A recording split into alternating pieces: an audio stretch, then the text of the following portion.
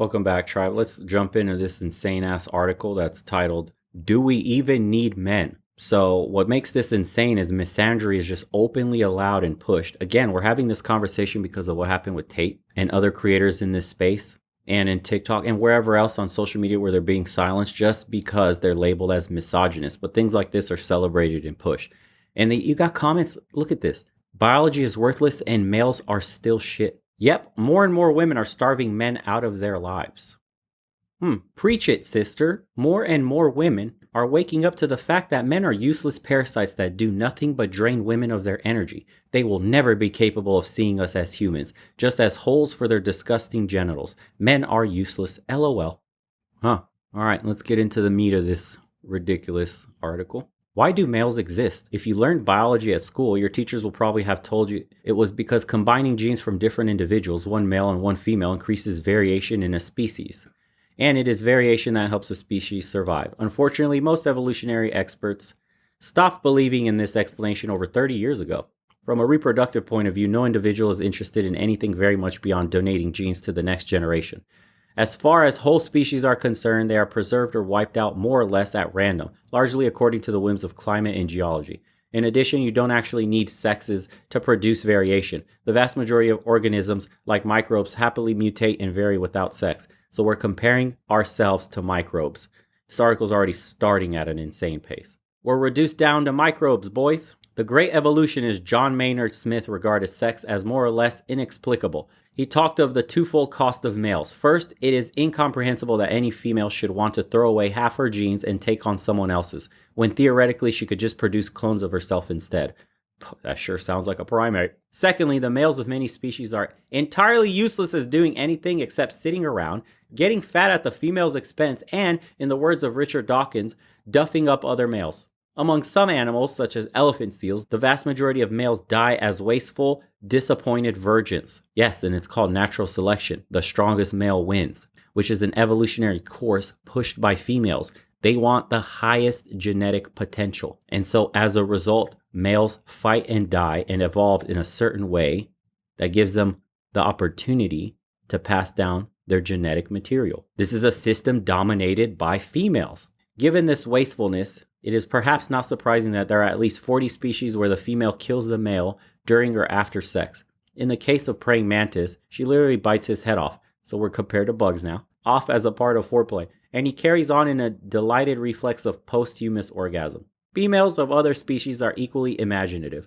Male scale insects have been demoted to microscopic excrescences on their females' legs, while female anglerfish carry their mates on their backs as tiny dwarves. And we're anglerfish now. We're fish, we're bugs, we're amoebas. More pertinently, there are many effective ways of reproducing apart from sex as we understand it. These include the simple division of gene exchange. These alone have served bacteria so well that they've produced the longest enduring of all species on the planet. Wow. We're looking up to bacteria now. Is that how women grasp at straws? As well as comprising the greatest number of species and probably continuing the most of the mass of living organisms as well. Among other organisms, alternative methods of reproduction include budding, hermaphroditism, one individual carrying both kinds of sex organs, and isogamy, two individuals not distinguished as male and female combining their genes. There are asexual variants among all sorts of creatures, including jellyfish, dandelions, lichens, and lizards. Of course, bro. Oh my God, we're reaching hard. Of the creatures who do reproduce sexually, some species have 2 sexes, but others have 3, or 13, or 10,000 if you're a fungus. Many species alternate between sexual and asexual reproduction, either on a regular basis or occasionally as the circumstances require. Deloid rotifers, tiny invertebrates who live in drains and puddles, went off sex about 80 million years ago and have cheerfully diversified into several hundred species since then without regaining the inclination. Maynard Smith described them as an evolutionary scandal, since they seem to disprove the assumption that sex was in any way a biological advance. The various current theories about why males evolved and still remain in existence are nicely set out in Matt Ridley's book, The Red Queen.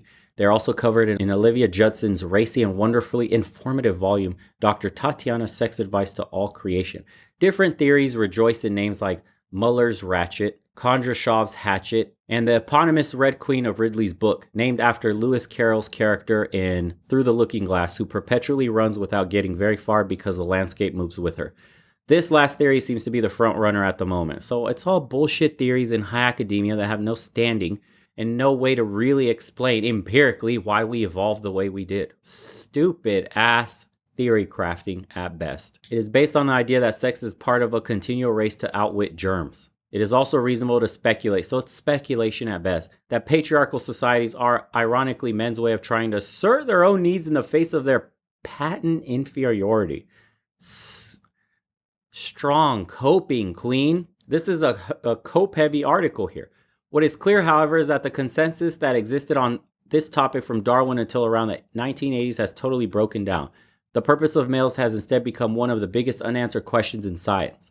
My guess is that we will eventually come to understand fertilization by males as an evolutionary compromise, poised halfway between invasion and alliance, parasitism and symbiosis, or genetic R word and informed consent. What kind of woke shit? There is already much evidence to show how females resist the process biologically. For example, by stripping male sperm of part of their DNA, and how males try to control reproduction against their female's will. For example, by killing off competitor sperm in the female genital tract, or alternatively killing the competitors and their offspring directly later on.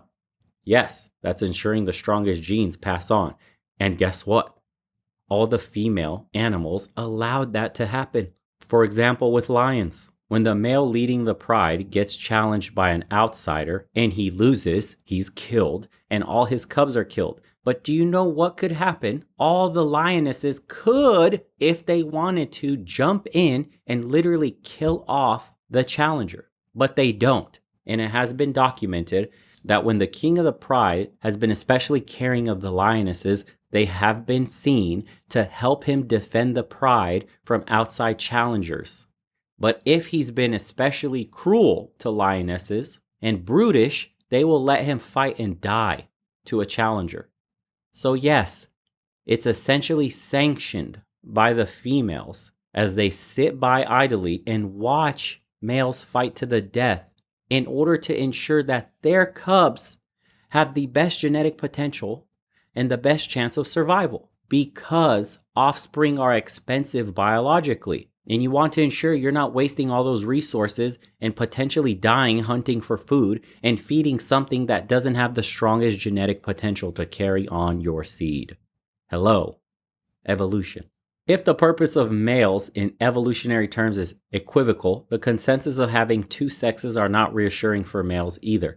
In a review of the evidence relating to human males, my colleague and mentor, Sebastian Kramer, has set out the scale of the problem. Throughout life, men are more vulnerable than women on most measures. This starts with their biological fragility of the male fetus, leading to a greater risk of death or damage from almost all obstetric catastrophes that can happen before birth.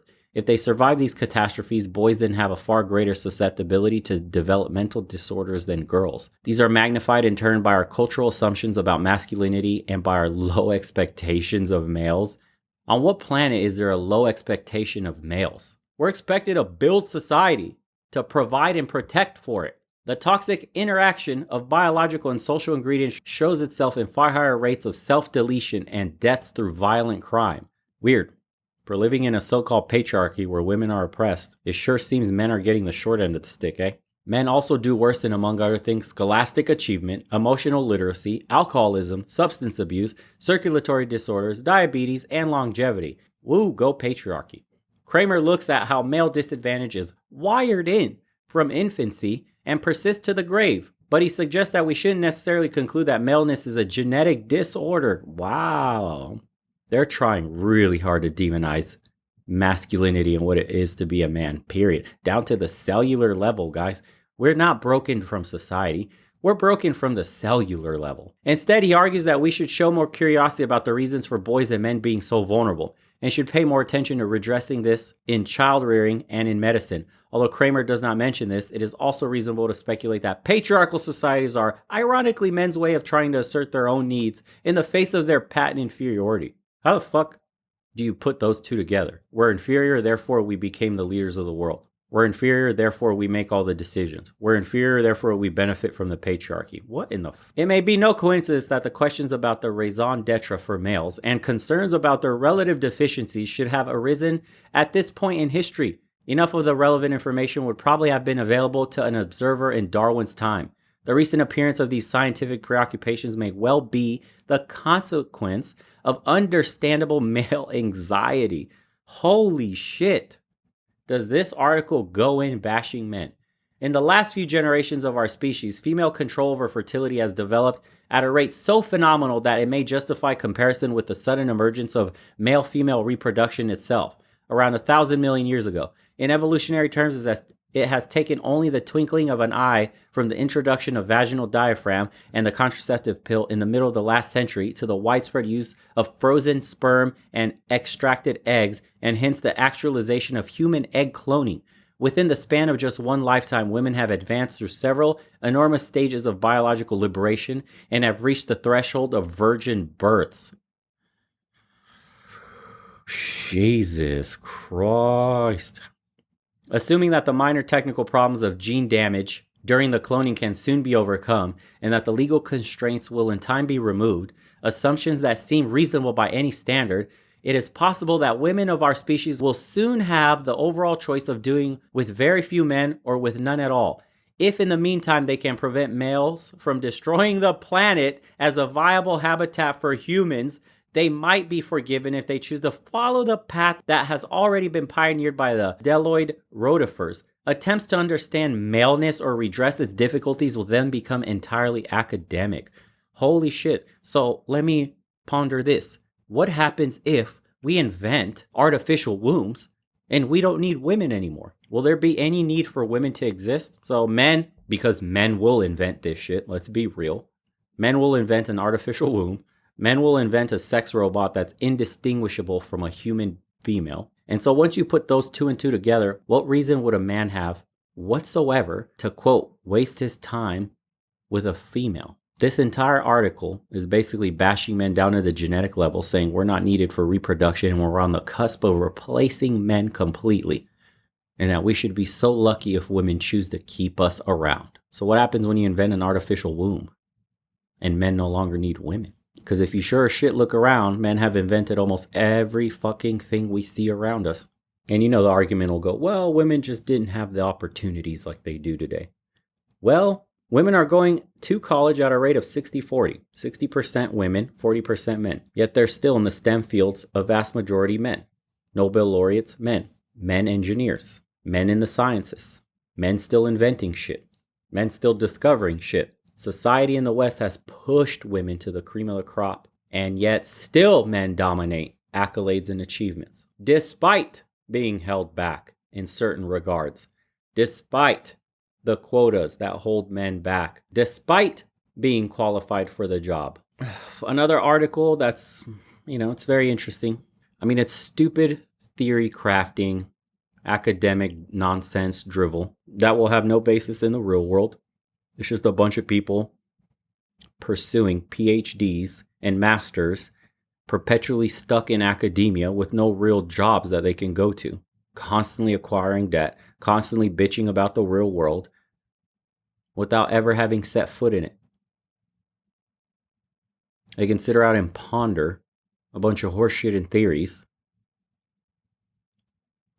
and call themselves smart. Anywho, my fellow redundant human beings on the cusp of extinction, if you liked today's episode, don't forget to subscribe, follow on Rumble and Locals as well.